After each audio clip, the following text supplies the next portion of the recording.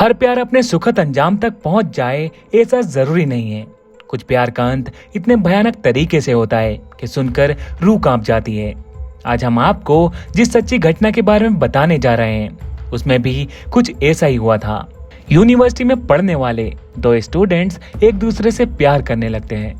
प्यार इतना गहरा हो जाता है कि साथ जीने मरने की कस्में खा लेते हैं। मगर तभी 18 मई 2023 के दिन लड़का सरेआम लड़के को गोलियों से छलनी कर देता है और कुछ ही मिनट बाद लड़के का भी भयानक अंजाम होता है। इस घटना के बाद हर किसी के जहन में बस एक ही सवाल घूमने लगता है कि आखिर इन दोनों के बीच ऐसा क्या हुआ कि प्यार से शुरू हुआ रिश्ता खूनी अंजाम तक पहुंच गया। तो क्या था पूरा मामला, चलिए जानते हैं सब कुछ इस वीडियो में।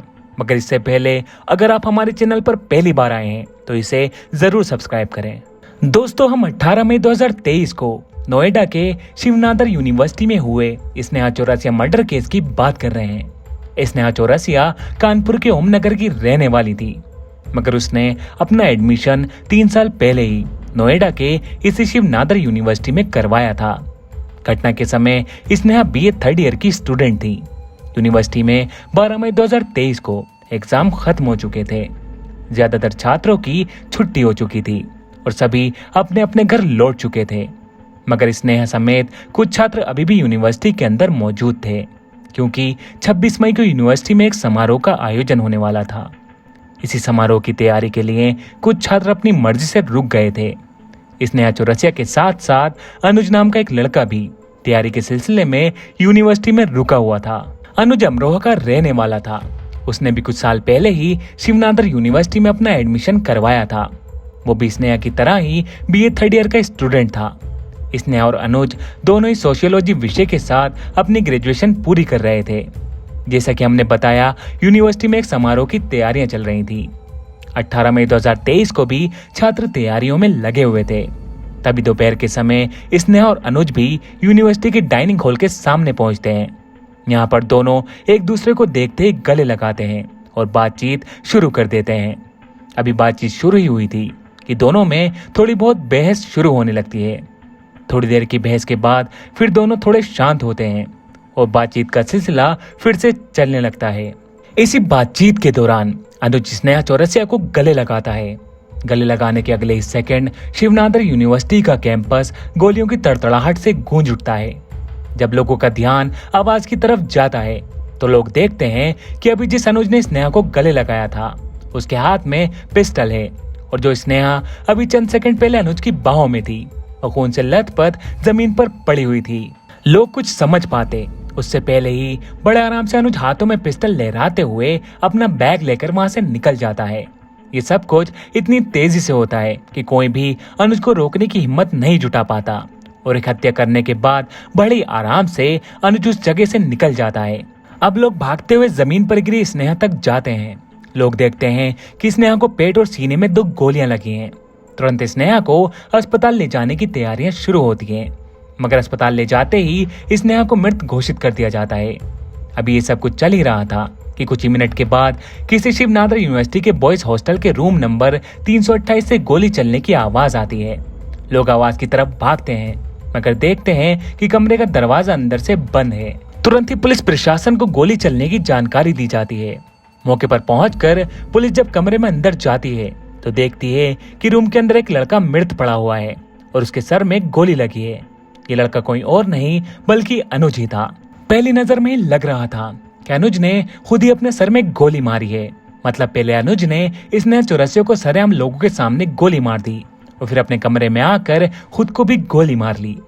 अब हर किसी के जहन में एक ही सवाल था कि आखिर अनुज ने ऐसा भयानक कदम क्यों उठाया। इस पूरी घटना से उठे सवालों का जो सटीक जवाब दे सकता था वो अनुज ही था, मगर अब अनुज ही इस दुनिया में नहीं था। इस कारण पुलिस के सामने अब बड़ी चुनौती ये थी कि घटना की सच्चाई लोगों के सामने कैसे लाई जाए। इसलिए पुलिस वाले अपनी जांच शुरू कर देते हैं। पहले तो दोनों के शवों को कब्जे में लेकर पोस्टमार्टम के लिए भेज दिया जाता है और पोस्टमार्टम के बाद दोनों के परिवार वालों को शव सौंप दिए जाते हैं। पुलिस जांच की शुरुआत अनुज के कमरे से ही करती है। थोड़ी सी मेहनत के बाद ही पुलिस को अनुज का लैपटॉप मिल जाता है। एक्सपर्ट की मदद से अनुज का लैपटॉप खोला जाता है और फिर उस लैपटॉप की तलाशी ली जाती है। इसी तलाशी के दौरान लैपटॉप में अनुज द्वारा रिकॉर्ड किया गया 23 मिनट का एक वीडियो मिलता है। इस वीडियो से पुलिस को बहुत सारे सवालों के जवाब मिल जाते हैं। अनुज द्वारा इस घटना के कुछ दिन पहले रिकॉर्ड की गई इस वीडियो के मुताबिक, यार ऐसी लड़की ने जब मेरे साथ इतना किया है, उसके साथ मैं मेंटली फिजिकल हर तरीके से टॉर्चर हो रहा हूँ। मैं मेरी पढ़ाई अफेक्ट हो रही है, मेरी मेंटल हेल्थ अफेक्ट हो रही है। उस चीज़ का उससे कोई पनिशमेंट नहीं मिलना चाहिए। वो ऐसे लोगों के साथ आए, खेले, चली जाए, उससे कोई फर्क न पड़े। मैंने अपनी लाइफ बर्बाद की इसके चक्कर में, इसके लिए सब कुछ किया। लोग कहेंगे अब लाइफ तूने इसके चक्कर में क्यों बर्बाद कर ली, सही कर लेता, मूव ऑन हो जाता। इतना आसान नहीं होता। जब इंसान कहीं से कनेक्ट हो जाता है, अंदर से कनेक्ट हो जाता है, अंदर से अपना मानने लगता है, तो नहीं हो पाता है। जब स्नेहा और अनुज नए नए यूनिवर्सिटी में एडमिशन लेते हैं तब इन दोनों की मुलाकात होती है। वहीं पर दोनों की दोस्ती होती है। इसी दोस्ती के दौरान स्नेहा अनुज को बताती है कि वो किसी अंशु नाम के लड़के से प्यार करती है, मगर अंशु उसे बहुत ज्यादा परेशान करता है। अब स्नेहा को अंशु के साथ रहने में घुटन महसूस होती है, इसलिए अंशु के रिलेशनशिप से निकलने के लिए स्नेहा अनुज की मदद मांगती है। अनुज के बयान के मुताबिक वो स्नेहा की जिंदगी से अंशु को निकालने की काफी मदद करता है। अनुज की इस मदद की वजह से स्नेहा धीरे धीरे अनुज के करीब आने लगती है। इस कारण दोनों की दोस्ती समय के साथ और ज्यादा गहरी हो जाती है, जो एक समय के बाद प्यार में बदल जाती है। अंशु से मिली आजादी के कुछ ही समय बाद स्नेहा अनुज को प्रपोज करती है। अनुज के मुताबिक वो स्नेहा के प्रपोजल को रिजेक्ट करते हुए कहता है कि हम दोनों एक दोस्त के तौर पर ही सही हैं। मगर एक समय बाद अनुज भी स्नेहा के प्रपोजल को एक्सेप्ट कर लेता है और दोनों रिलेशनशिप में आ जाते हैं। अपने द्वारा रिकॉर्ड की गई वीडियो में अनुज आगे बताता है कि पहले तो कुछ दिनों तक इन दोनों का रिश्ता बहुत अच्छे से चलता है। दोनों एक दूसरे को दिलो जान से प्यार करने लगते हैं, मगर बीतते समय के साथ स्नेहा का बर्ताव बदलने लगता है और धीरे धीरे इन दोनों के बीच लड़ाइयाँ शुरू होने लगती हैं।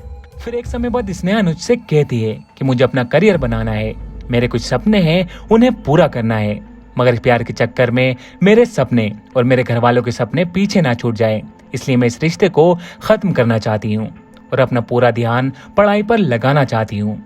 अनुज के बयान के मुताबिक स्नेहा के ऐसा कहने पर वो स्नेहा को समझाने की कोशिश करता है, मगर स्नेहा के जिद करने पर अनुज कहता है ठीक है, हम दोस्त बनकर रह सकते हैं। मगर स्नेहा दोस्त बनने से भी मना कर देती है और इस रिश्ते को खत्म कर देती है।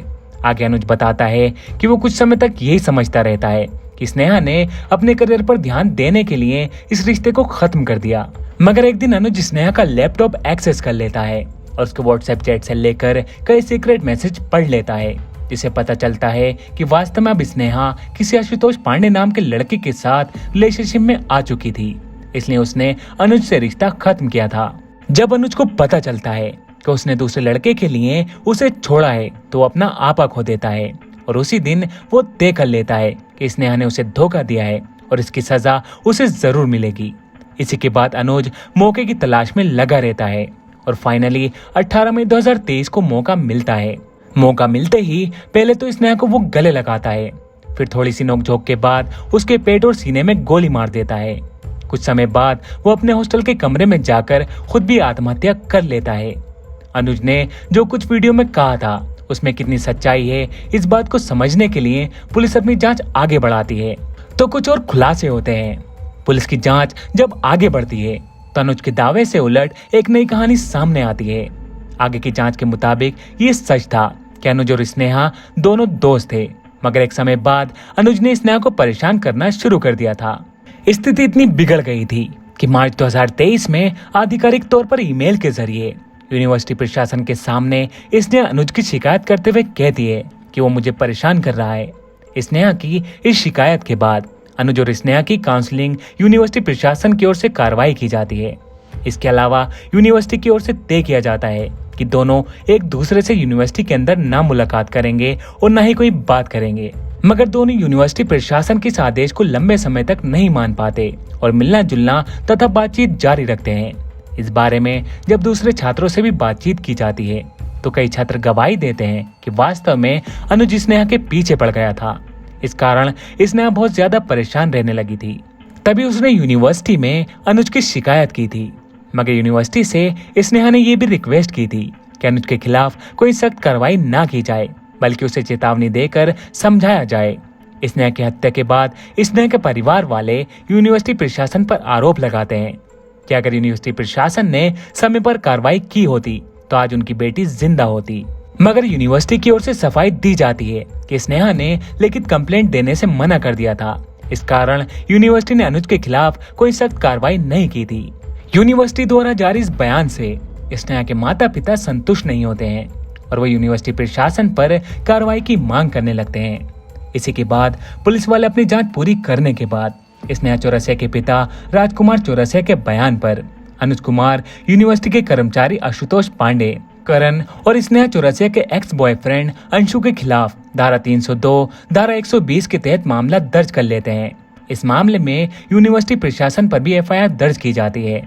एफआईआर दर्ज करने के अलावा पुलिस इस सवाल के जवाब की तलाश में भी लग जाती है कि आखिर अनुज को पिस्तौल कहां से मिली।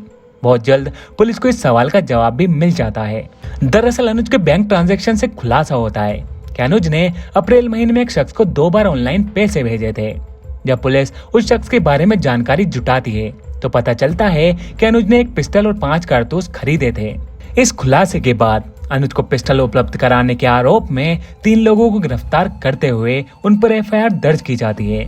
फिलहाल इस केस की स्थिति की बात करें तो पुलिस ने विभिन्न धाराओं के तहत यूनिवर्सिटी प्रशासन समेत 5 लोगों पर एफआईआर दर्ज की है और अपनी जांच आगे बढ़ा रही है। जांच में जो भी आए, मगर सच्चाई तो यही है कि शायद शक और गलतफहमी ने 2 हंसते खेलते परिवारों को कभी न मिटने वाला गम दे दिया। तो दोस्तों, आपको इस केस के बारे में क्या कहना है? अपनी राय कमेंट बॉक्स में जरूर बताएं। तो ये थी स्नेहा चौरसिया मर्डर केस की पूरी कहानी। तो मैं उम्मीद करता हूँ आपको ये कहानी जरूर पसंद आई होगी। अगर कहानी पसंद आई है तो इसको लाइक और कमेंट करके जरूर बताएं और आगे ऐसी नई वीडियोस के लिए आप हमारे चैनल को सब्सक्राइब भी कर सकते हैं।